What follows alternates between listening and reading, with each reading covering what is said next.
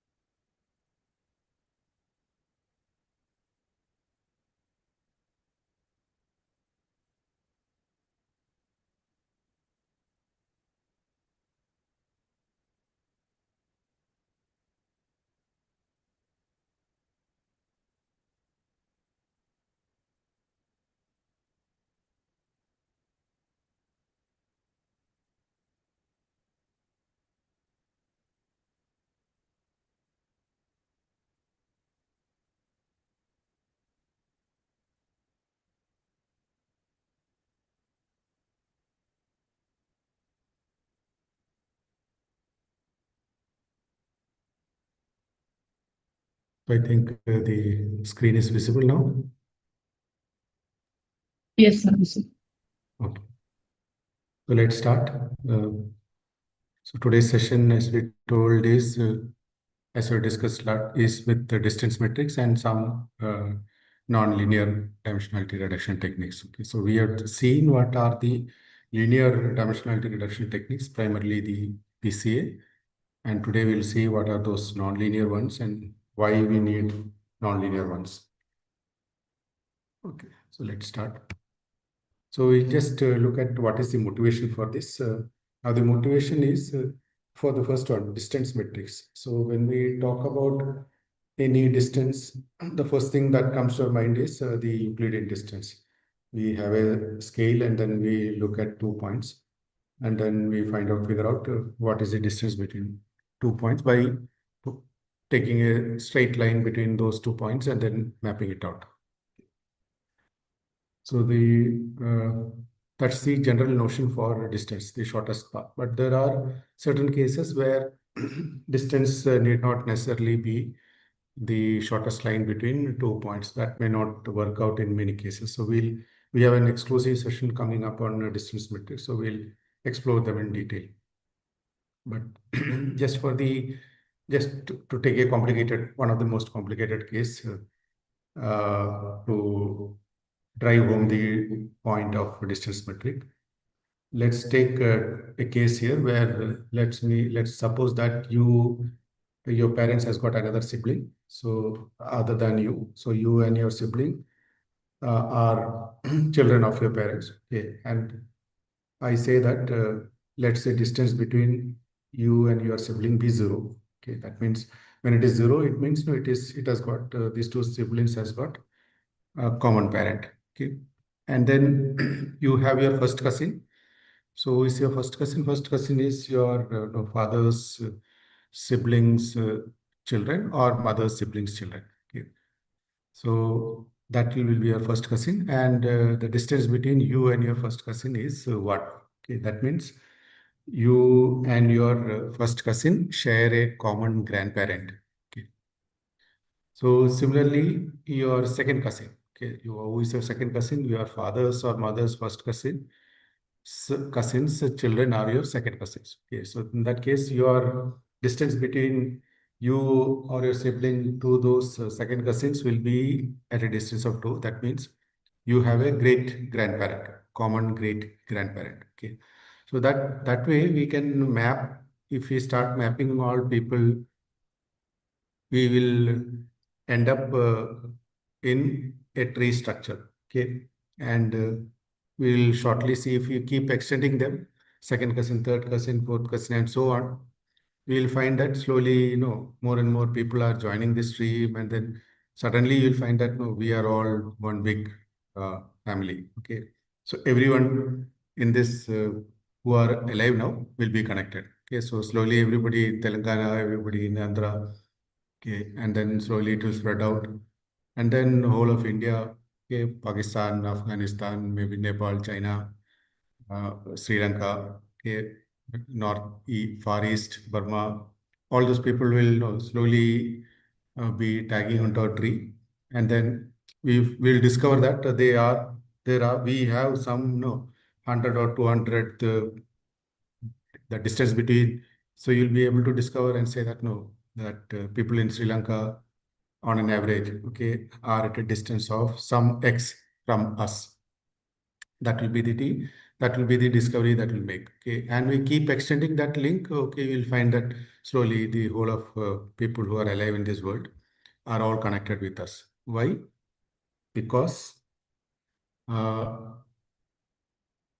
okay, because this is the case. Okay, so because we all came from a common ancestor.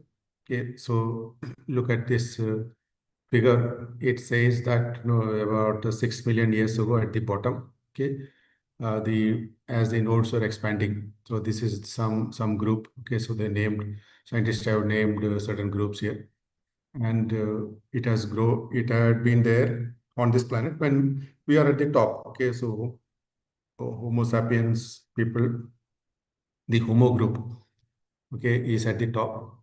So at this point, around 6 million, what is that? 6 million years ago, we are not there. Nobody is there. Okay, so these species were there. They spread out and they were unlucky. They were unstable species, so they perished. Okay, and then before perishing, they had. Yeah, so this was the first one, and then before perishing, no, they had forked into two major groups. So one is this Australopithecus group, and the other is Paranthropus, okay, group. And then they spread for a while. Okay, for a while means what? 2 million years. Okay, so this is again another 2 million years. They spread out, and then both of them, okay, declined, and then they went off. Okay, so what could have caused their decline? You'll have to analyze their fossils. If skeletons are discovered, you'll have to look at their skeletons, bones, and then that's how archaeologists discover them. And then scientists know, they try to analyze what could have been the reasons for their downfall. Maybe some mass disease, or maybe predators, or maybe hostile areas, no, so on and so forth. So we don't know what are the reasons. And then after them, before this, no, lost out, the Homo sapien groups came on to scene roughly 2 million years ago, and they started diversifying into different groups. So this is the Homo sapiens that we are all part of. And then on the right side, you'll find Neanderthals. Okay, those are there, and then many other species. So Homo erectus is there. So Homo erectus is the one where the species starts walking with the two legs and straight. Okay, the body is straight, and then they start walking with two legs. So all other species slowly. So Homo erectus again forks, and then from there there are the fluorescences, or whatever it is written here, Neanderthals and the Homo sapiens. So three branches come out of it. And then on the right side, two branches again, okay, they become unstable and then they die off. We still do not know what are the reasons for them perishing, but they don't survive for long. Okay, so 1 million. So if I say long means they are not alive today, not a stable species. Okay, so 1 million, within 1 million years, in the span of 1 million years, all this has perished.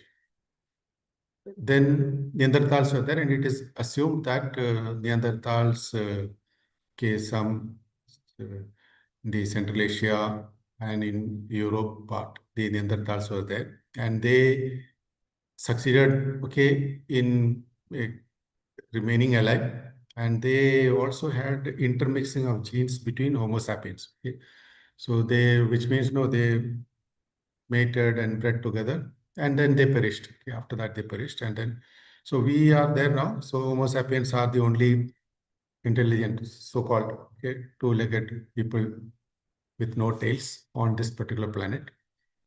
Okay, and then we have colonized this planet. Okay, so what the story goes something like this, roughly around 65. So from 1 million years, 2 million years ago, when Homo sapiens arrived on the scene, to about 65,000 years ago. Okay, so it's a long period. This Homo sapiens primarily remained in African continent. Okay, and they populated every place of nook and corner of Africa. And then before 65,000, okay, the 65,000 BC, they started moving out to different parts of the world. So that's the what no is known as the first major migration. Okay, so first wave of they call it as first wave of migration. And there are many branches. No, some goes to the American side, some goes to European side, some goes to the Asian continent, and keep moving. Okay, so one branch. So one group of them come to India via Afghanistan and Pakistan, and then they settle here. Okay, so they come deep south, and and they go further down again to Sri Lanka. So this is a story. Okay, so they go to Sri Lanka, and then a group of them go to and reach what is known as the Andamans, the Sentinelese Islands. They are still there. Okay, so those are those people, Sentinelese people who are still there. That is the people of the first migration. Okay. And then that's the first wave of migration, and then they move out to many parts of the world, and then they settle. And then in the second wave, that is roughly 20,000 BC. Okay. So this was in 65,000 BC. Then at around this 20,000 BC, there is no another movement towards India, which is coming from the Persian side. Okay. So the Persian Asian continent on the upper side. And these people, by the time, no, this is again all coming from the same grandmother who was there in Africa, who had gone to Persian side 65,000 years ago. And then one branch again from there, they decide to move further south, and then they come towards India. And that group, at that time, they had already learned about techniques about agriculture. Okay, so they know how to create food, okay, by planting seeds and then cultivating it. So prior to that, most of the people, roughly around 65,000 years ago, when they moved out, they had no idea about cultivation. So they all they could survive is by hunting and gathering what is there on the trees or shrubs or whatever. Okay, so we call them as hunter-gatherers. And the second one are the agriculturists who come from the Persian side, and then they come here and to Indian subcontinent, and they mix with the people. Okay, so there's earlier settlement here who had already been acclimatized to Indian conditions, so they slowly start, giving out their skin tones and many other stuff, become Indianized over a period of so many years. And this, again, those that want to the Persian, they are become Persian kind of people. So they come here and then they again mix with the people out here in this subcontinent. And then what the genetic people who study the genetics, so they say that there are two types in India. That is, most of the Persian side people who came in the second wave, they prefer to settle in the north, and only very few percentage come to the south. Okay, so the people in the south, they say the genetics has a larger combination of ancestral South Indian, okay, genotype, and the northern Indian people has got ancestral northern Indian type. Okay. So they mix with the Indian population, and then after that, again, it goes for another 15,000 years. And then the third wave migration starts, which is no, again, coming towards Indian continent, somewhere around the Caucasian side. Okay. So, so from that side, they are the horse riders. Okay. So by that time, these people have tamed horses, and they also have dogs with them. Okay. So these people come here. Again, they come to the Indian continent. They also mix with the Indian people, and then we are all there. Okay. So that's the third migration. After that, there is no mass migration. Okay. So these are the three migrations which has come and settle in India, and they've again mixed up. Okay. And so you'll find all this the mixing of genes. People who study them, they say that no, it's fairly mixed up. That's how the case is. Okay. And we are all there. Then what they say is close to around 1,000 years ago. Okay, that is 1000 AD.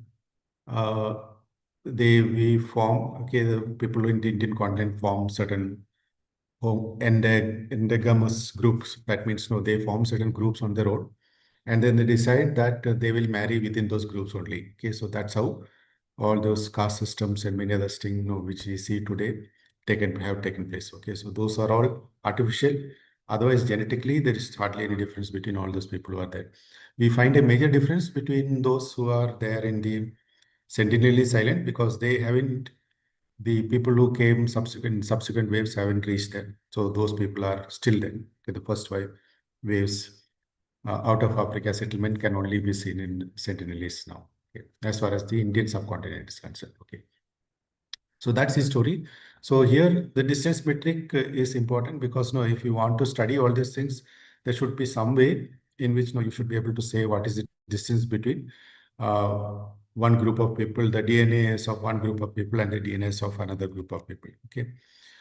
Uh, so these are the study is made up of, by looking at this skull and deciding which group it belongs to in the past, and then this is how scientists try to plot the evolution of humans. Okay, so many species which are unstable, they just perish.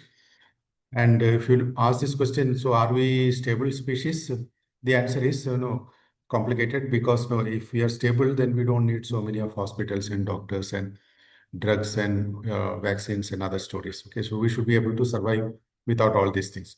Like birds and animals which are there now, they don't go for any vaccination; they are surviving. So they are far more stable than what we are. But if you look at Sentinelese Island, you will find that no, people who have migrated and settled there, they are still surviving. Okay, so and they don't have any hospitals or no, nobody can go there. So no hospitals, no drugs, no vaccination. So you can't say purely that no human species is unstable because we have examples of them who have survived for 65,000 years without any of these drugs or medicine. But for us, we are not so stable because we need all these vaccines and keep ourselves alive, medicines and other stuff. That's the story. Okay, so this is how it is, linked up together.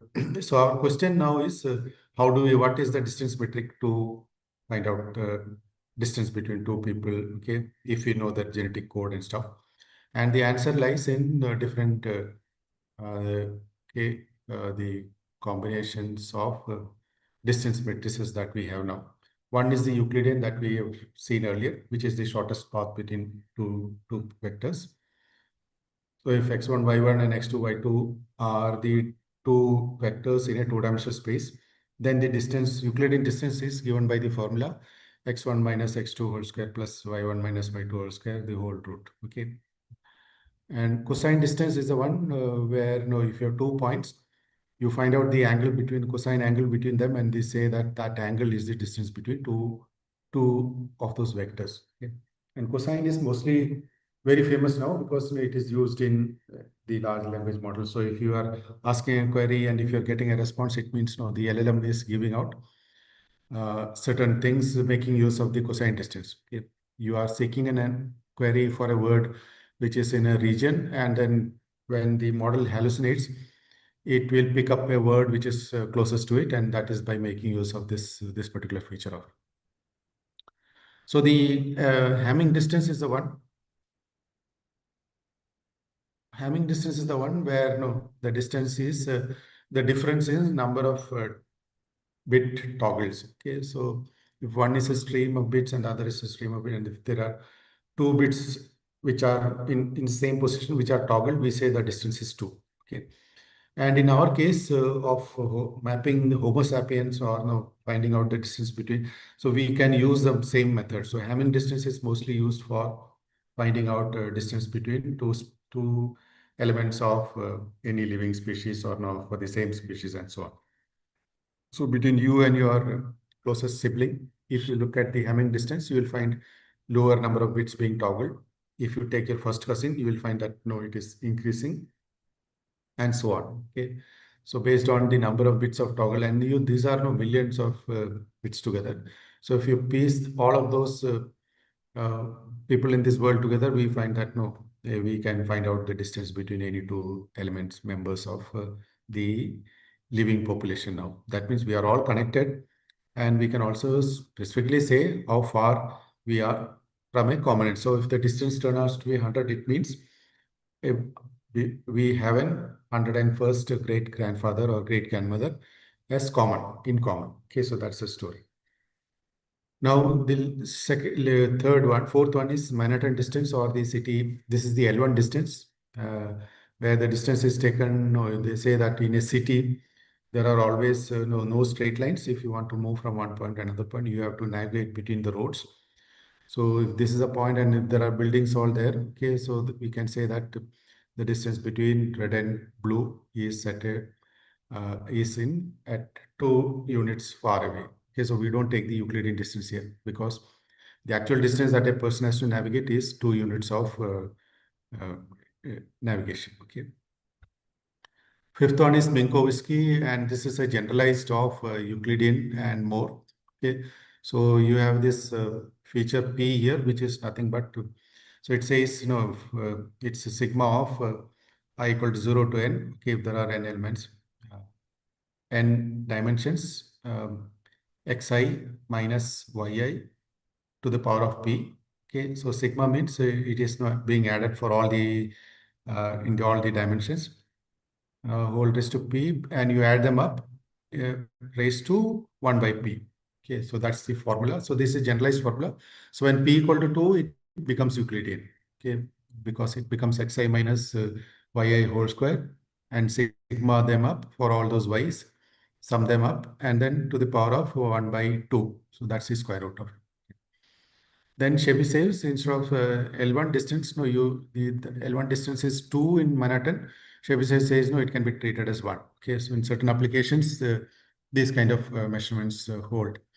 So that these are set of distance matrices, and then we'll have a detailed discussion of them. But that is where we are. Okay, and why we studied the distance matrix is because in the next session this will be useful for us. Okay, so whenever we say uh, encounter this term distance metric, the idea is that we should not necessarily look at distance in the physical terms, like no, the Euclidean one, but we should keep it open. And then the question that as an AI expert that we should ask is this, what distance are we talking about? So when we say k nearest neighborhood, we should ask what distance should we take here? Is it the Euclidean distance or can we take some other distance? Okay. So based on the applications, if you take different distance, maybe you will get a better solution. So that's the question. So at this point, are there any queries, doubts on those motivation that we had? You can unmute and ask if you want to. Otherwise, I'll just proceed.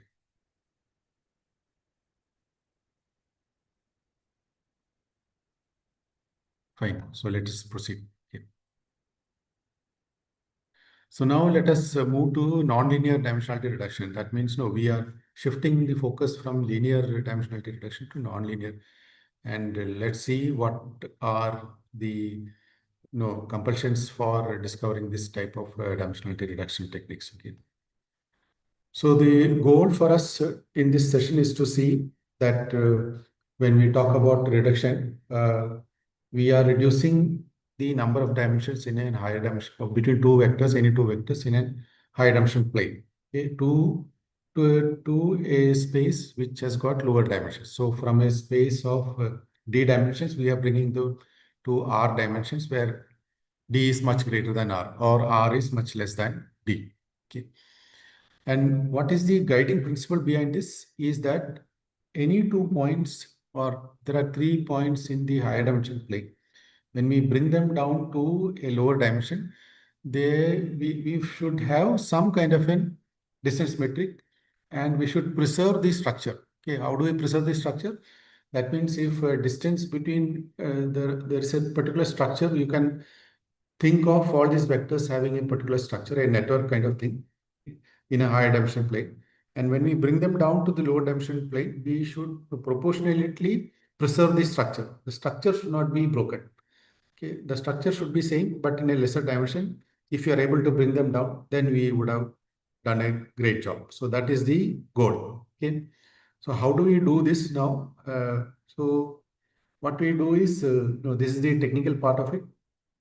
So there will be many pairs. Okay, so there are n elements. We can have an n cross n uh, uh, matrix where every element is paired with the other element. Okay, so on the diagonal ones, it is the same element. Okay, and the distance between all those elements will be zero. So the all diagonal elements will have zero, and all non-diagonal elements in this matrix will have some distance. Okay, so that's the idea.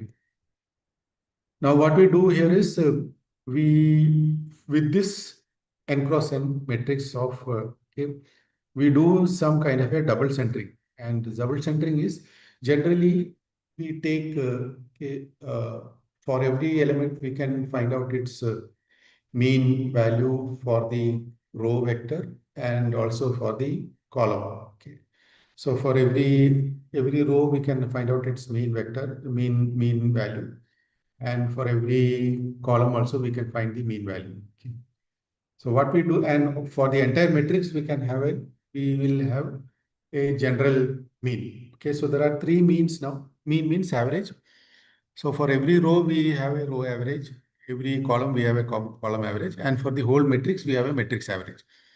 Now with these three values, what we do is we try to reduce every element. Okay, so if first from the first element we reduce the mean column value, okay, for that particular element, and we also reduce the from the resulting one we again reduce the mean value for the row, and then add the general average to it. Okay, so we do this exercise. That means no reducing it by column average and row average, and then adding with the common average for the entire matrix. Okay, so we do that for every element. What we get is a double-centered matrix. Okay, so that is the formula. Now, don't tell me what is the intuition behind it, because no, these are all mathematicians who have done this. No, not now, but no, decades ago, and they have these mathematicians are very no what I say very clever people. They generally do not give us the intuition behind it. Okay, so they say that this is a technique which is there, but seldom do they say why they have done it and what is the rationale behind it. Okay, well, this is not just the contemporary mathematicians, even Ramanujan, okay, Srinivasa Ramanujan, the famous mathematician that Indians have produced. He also says that no, I will not give you any idea about my intuition. Okay, so he just gives the result, and he says, if you want to take it, take it. Otherwise, don't ask me those questions. Okay. And people have interpreted and said no many things that he says. They say that Ramanujan gets some kind of an dream, and in his dream he gets some ideas and then he puts it on paper. So that's how he got it. But that's not the case. People should have certain firm intuitions, otherwise you can't proceed in a discipline like mathematics. Okay. Okay. Then the third stage is after doing this double centering. Okay. Then they do an I. Then we get back to our case which we have discussed in the last class. We do an eigen decomposition of P. Okay. And then we can now reduce K to any desired R dimensions. Okay. So if you want to have R dimensions, we take up the top eigenvectors and then we compute the embedding. So we get an R dimension subspace from a d-dimensional higher space. Okay. So that's how we proceed. Okay. Now, in the case here, if we instead of all these things, if we do just no instead of computing pairwise distance and doing double centering, if we are using only Euclidean distance in our matrix, what we get is something that we have done earlier, which is a linear uh, dimensionality reduction technique like PCA. Okay. Okay. Now this one, when we say no, that we have make decomposing them after the decomposing the double-centered matrix, okay, where every element is a pairwise distance metric. Then what we have done is what we call is this method is known as metric DMS, multidimensional dimensionality reduction. Okay, MMDS matrix where MDS is minimizes S is stress. Okay, so it minimizes the sorry, MDS is multidimensionality scaling. It reduces stress also. Okay. Now let us look at uh, the the intuition behind it. So in linear dimensionality reduction, if we have a structure like this in a higher dimension plane, and then if you want to bring them down to a two-dimensional one or a lower dimension subspace, we do PCA. And when we do a PCA, what we get is a reduced, we get a visualization in the reduced dimension, and that visualization will be something like this. Okay, so here, if you look at in a multi-dimensional space, you find that the structure has been preserved when it has been brought down. Okay. Why? Because the data was again, okay, in a linear surface. Okay. Now there are not many cases are uh, will be found in the real life world like this. Okay. Many of them will be like this. That means no points which are same color can be assumed to be having similar properties. Okay, and they could be part of a manifold. Okay, that means this like on a piece of paper, if you coil it, you will get a structure like this. Okay, so it could be possible that this is one such structure. Okay, and in there could be many such manifold. You with a piece of paper you can twist and turn and make many different shapes out of it. And if you have put lines, colored dots in this fashion, you'll find that no, those are the structures. And then if you do the linear technique there on this paper, what you get is something like this, okay, which is not an accurate reproduction of the data, which is there in the higher dimensional plane. Okay, why? Because you find that the structure has been disrupted. Okay, so when we do a linear dimensionality reduction technique, on a part which is now already in a disturbed manifold, not no longer in any uh, linearly presentable or viewable format, you'll find that it has been the structure has been lost out. So here is what we do for the nonlinear dimensional techniques. Our motivation is to bring it down into a manner in which we find that they can be reproduced in this manner. Okay, so if it starts with here you find the blue one, so blue ones are there, and at the end there is a black one, so black one. And if you unfold the piece of paper, it will show up something like this. Okay, so here what we have done is we have preserved the structure on the manifold, and then we have done the dimensionality reduction techniques. Now it is easy for us to view and understand how many different types of samples are there, what are those classes. Okay, so we can derive many ideas about the different classes which are there on this particular structure. Okay, so that's the intuition. So we will be today looking at some of the techniques behind this part, the last part. Okay, so how we do this is very simple. Okay, so we assume that they are all part of some connected graphs. Okay, so every node is connected to its nearest neighbors. Okay, and then if we draw the structure, okay, you will find that the entire thing can be drawn into a single diagram where every element is connected, okay, to another element.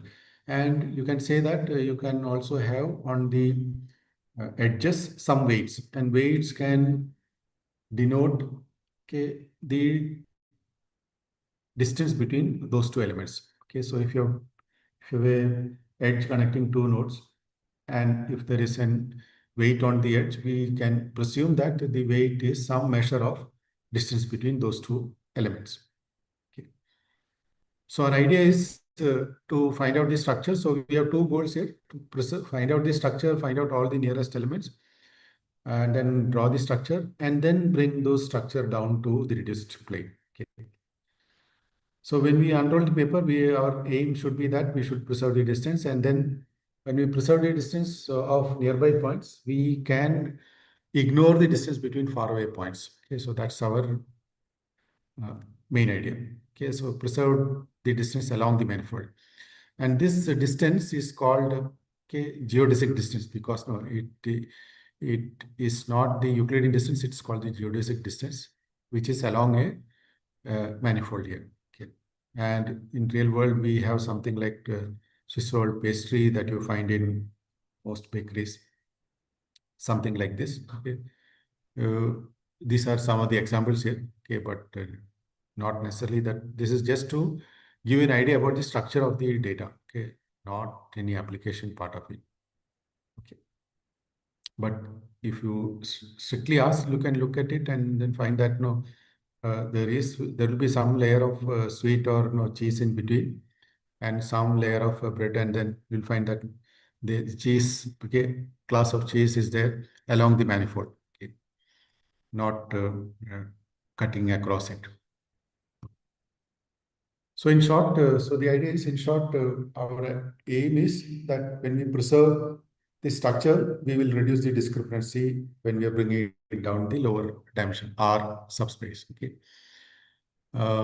and we also preserve the geodesic distance. Okay, the geodesic structure is preserved. Uh, why we do this? Because linear dimensionality reduction techniques all fail when data is in a manifold. So that is done only when you're sure that data in the higher dimensional space is not in a manifold. If it is in a manifold, then it has to be, okay, we have to go for a different kind of distance metric, and then different type of dimensionality reduction technique. So that's the idea of this session. At the end of this second part, are there any questions?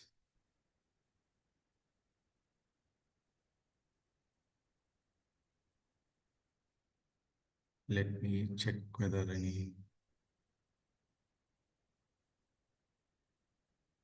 anybody having a query.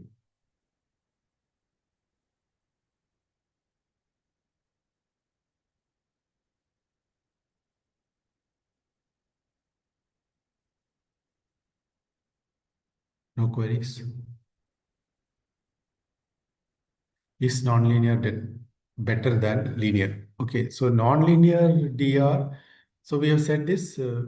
This is used. Nonlinear DR is used only when the data is in a suspected to be in a manifold, okay, where linear techniques will not work. So definitely, in when the data is in a manifold, nonlinear DR is only thing which works. Linear DR doesn't work. That's the answer. You may get certain results for linear, but that will not be the correct representation, because there the data has been squished up. Okay, you won't find uh, any good representation of it when you are applying the linear techniques like PCA. What happens when non-linear technique? Oh, yes, it will work. Non-linear can be extended to normal cases. That is okay. Only point is you can't extend a linear thing to non-linear ones, the manifold ones. So nonlinear is more universal. You can do it. But again, look at this point. All linear dimensionality reduction techniques, no, except most of the nonlinear dimensionality reduction techniques are only for visualization purpose. You can't do computation on top of a nonlinear thing. Okay, it is primarily used for visualization purpose. We'll get into that in detail.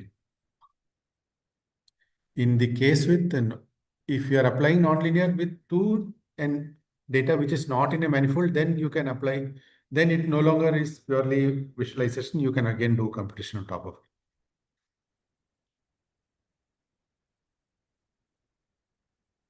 Nice question. Any other questions, queries? Okay.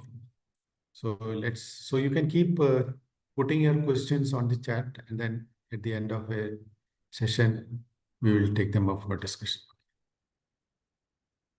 So let's move on. Now let us look at the isometric mapping algorithm. Okay, so the isomap, where we try to preserve the geodesic distance. How do we compute? How do we preserve the structure? How do we compute distance between two elements in a complex structure? Okay, so let's look at this diagram. Okay, now you have three colors here. Okay, mostly four colors. One is blue, that's red, green, and yellow. Okay, I guess the colors are visible to everyone. Now we look at the Euclidean distance. We find that yellow is closer to blue than green. Okay, so that is the, if you take Euclidean distance as the distance metric, we will get that. And we are comparing just three colors, okay, green, yellow, and blue. You will find that yellow is closer to blue. But if you take if we look at once, if the data is in manifold, then this is not a true representation, okay, of this particular data, which is no distributed along a manifold. Here, the distance between blue and green should be lesser than the distance between blue and yellow. That means blue and yellow should be are the points which are farthest away. If the data is in a manifold, okay, so they won't have, if they are a manifold, they won't have any similarities. Blue and yellow will have very less similarities than blue and green. Okay, so blue and green might have more similarities than blue and yellow. That's the hypothesis. Okay, that's what our assumption is. So that's the first line. And here the answer is the question is Euclidean metric the right metrics? Answer, definite answer is no. Okay. So now the query is, if that is the case, what kind of distance metric should we use? Okay. And how do we compute the metric? Okay. How do we compute the distance between blue and green, and how do we compute the distance between blue and yellow? Now, this is the structure which is there. Okay. Uh, if we look at those points and if they group them together, if you take the nearest neighbors of every point, we get a structure something like this, okay, in the high dimensional space. And now when we are bringing them down to a lower dimensional subspace, our idea is that we should preserve this structure. This structure should not be broken. Okay. So here you find that between two endpoints, okay, you have A here, and then B comes. So B is closer to A, okay, and there are other points are further from B. They should be farther away from A, okay, and Euclidean distance are the things which doesn't work. Now the point is, how do we compute the distance between A and B? Okay, and for this, students who are studying computer science, we know we have already a method of finding out all pair shortest path, okay, in a graph. So you can treat this as a graph, connected graph. And we have algorithms like Floyd-Warshall and Dijkstra, where we compute all those. So we have pairwise distance, again, a kind of a matrix, where if two points are not connected, the distance is put as infinity. If they are the same, then we put a value of 0. Okay.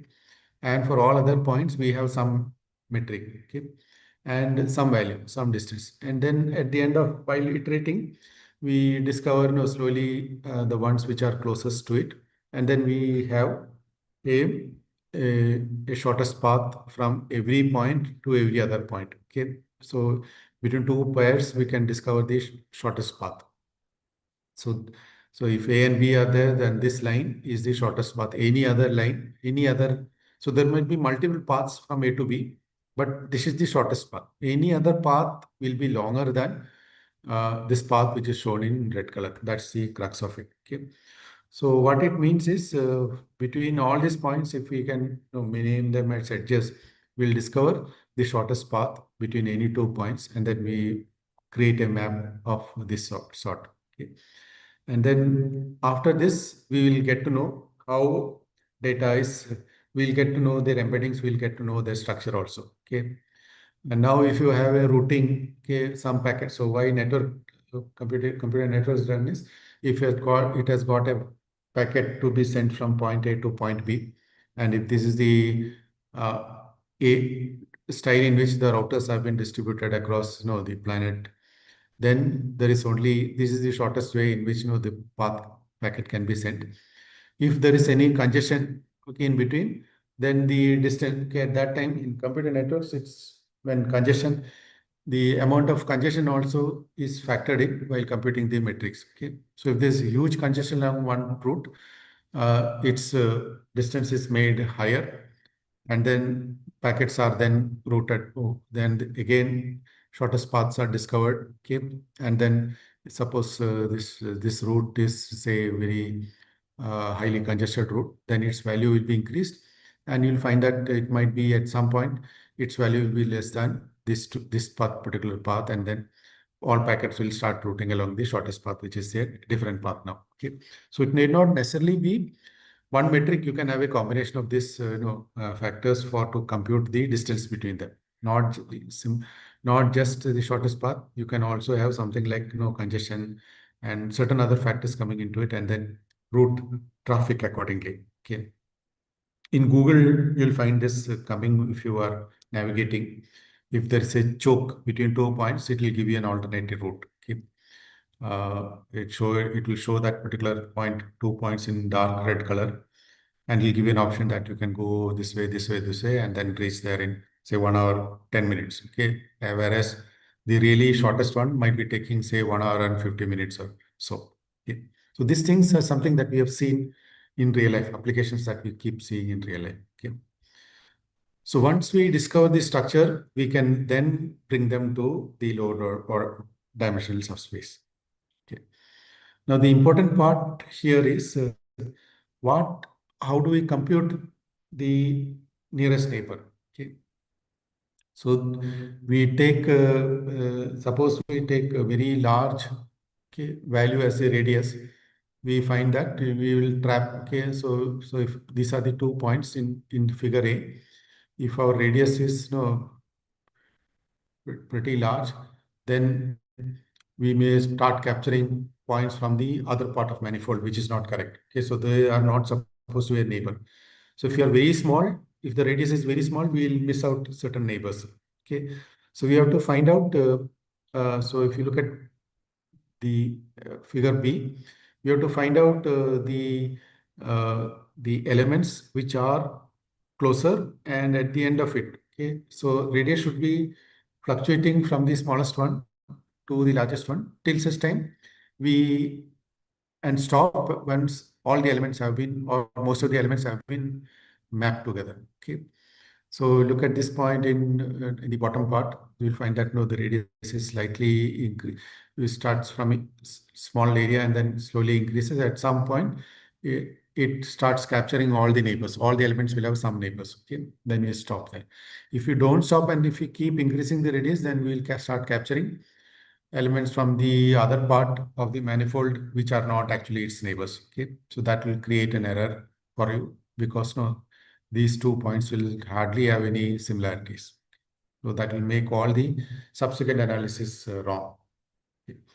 Similarly, when there are outliers, so what we do is if there are outliers, okay, so every point can say that no, I have so much. This A can say that no, if say suppose X, Y, and Z are 3 points in this space, X can say that my closest neighbors are Y and Z. Okay. Now, if Z happens to be, sorry, X and Y and Z, okay, and this will be taken into consideration only if it is true for Y and Z as well. Okay, so if Y and Z also say that X is also a point nearest to me, then only that particular pair is taken. Okay.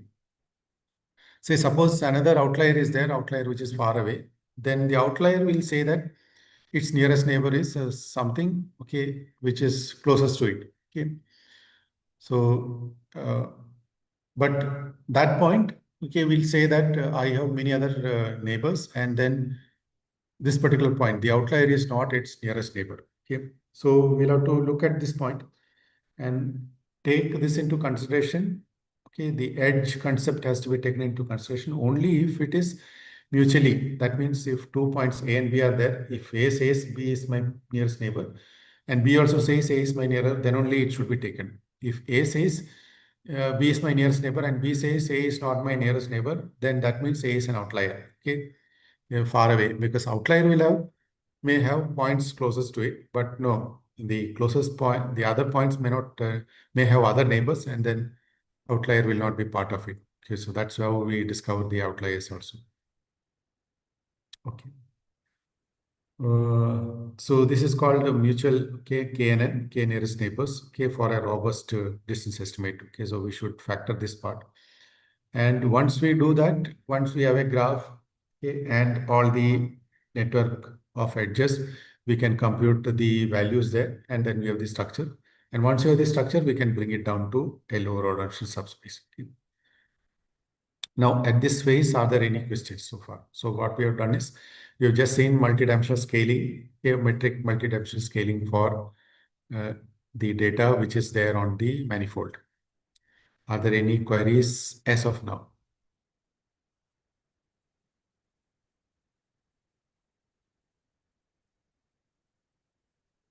I can't see my chat window. Okay. Any queries?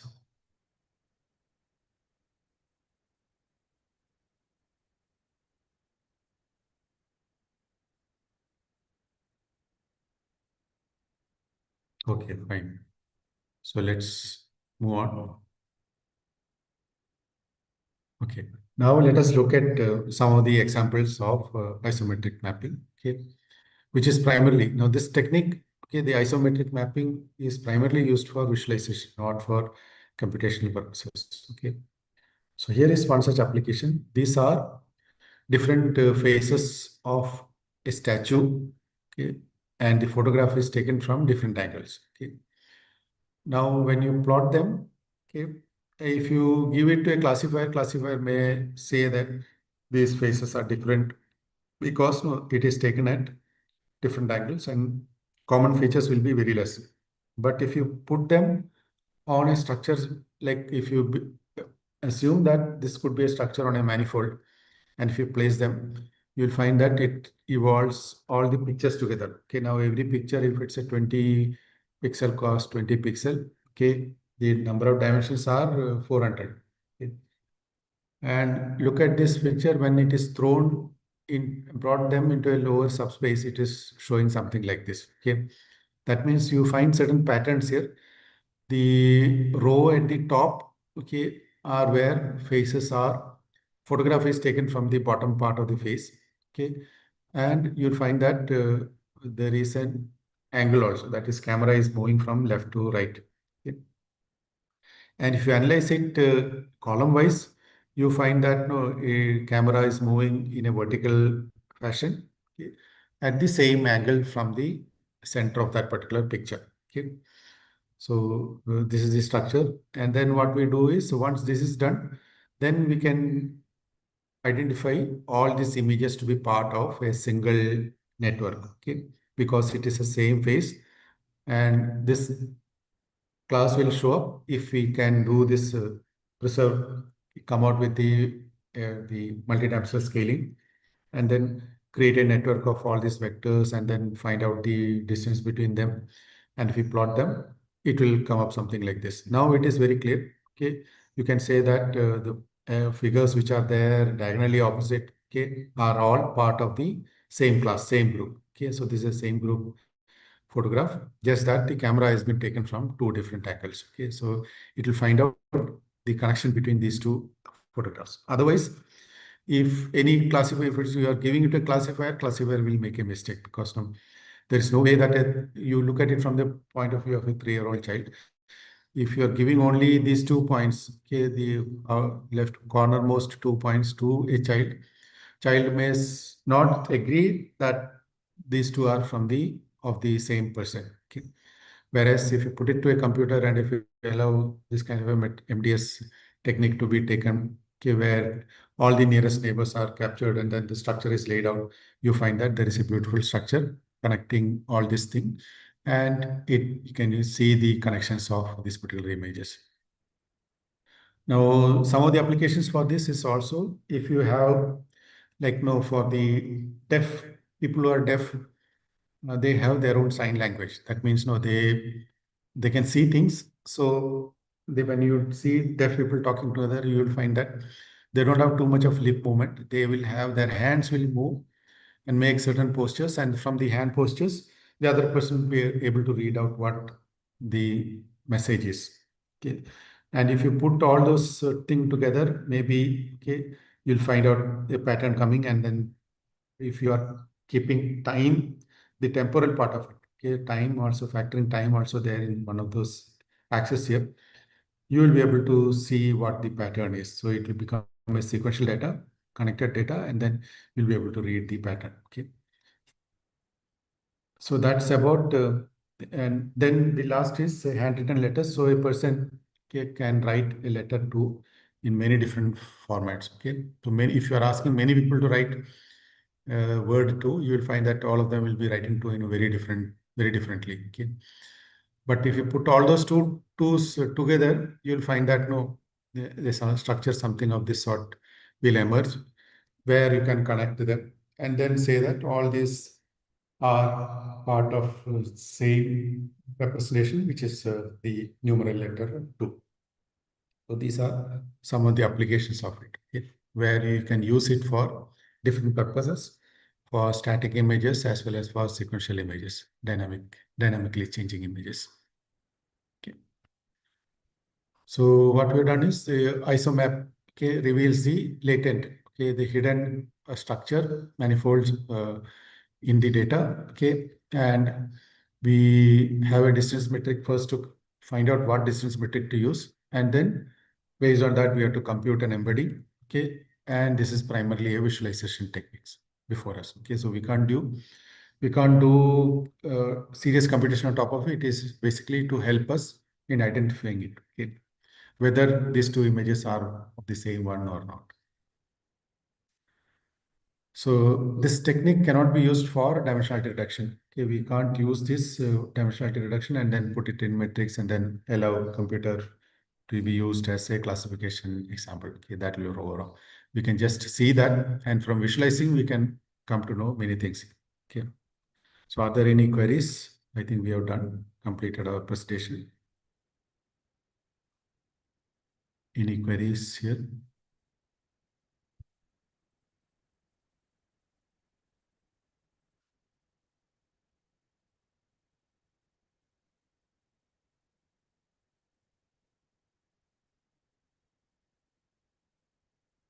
Okay, so if there are no queries, we'll stop here and then we'll continue in the next class. Okay, so thank you.